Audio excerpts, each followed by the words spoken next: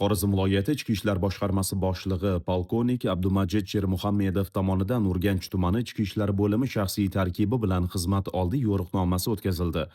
Yo'riqnoma davomida xodimlarga vatanga sadoqat, xalq manfaatlariga xizmat qilish, kasbiy mahoratini muntazam oshirib borish hamda yuklatilgan vazifalarni yuksak mas'uliyat bilan bajarish har bir ichki ishlar organi xodimining asosiy burchi ekanligi alohida ta'kidlandi.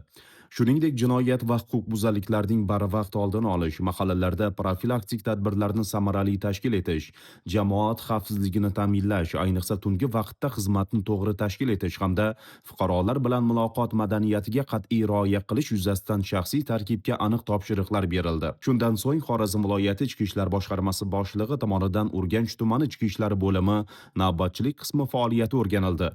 Jumladan, fuqarolardan kelib tushayotgan murojaat va xabarlarni qabul qilish, ularni belgilangan tartibda ro'yxatga olish, tezkor xizmatlarni hodisa joyiga o'z vaqtida yo'naltirish hamda murojaatlar asosida ko'rilgan chora-tadbirlarning qonuniyligi va samaradorligi tahlil qilindi.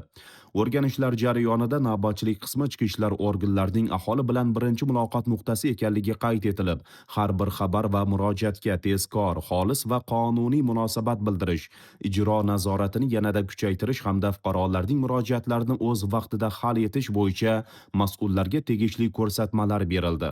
Bundan tashqari, viloyat ichki ishlar boshqarmasi boshlig'i raisligida ishchi guruh tomonidan Urganch tumani ichki ishlar bo'limi faoliyatini kompleks o'rganish hamda amaliy yordam ko'rsatish masalalari muhokama qilindi. Unda tumanda jinoyatchilikning oldini olish, huquqbuzarliklar profilaktikasi, xizmat va ijro intizomi, aholi murojaatlari bilan ishlash, sohaviy xizmatlar o'rtasidagi hamkorlik hamda xizmat faoliyati samaradorligini oshirishga qaratilgan ishlar tanqidiy tahliliy asosida ko'rib chiqildi. Ishchi guruh tomonidan aniqlangan kamchiliklar va mavjud muammolarni qisqa muddatlarda bartaraf etish, profilaktik ishlarni manzilli tashkil etish, mahallalar kesimida kriminogen vaziyatni doimiy tahlil qilib borish hamda har bir xizmat yo'nalishi bo'yicha natijadorlikni oshirish yuzasidan mas'ul rahbar va xodimlarga tegishli vazifalar yuklatildi.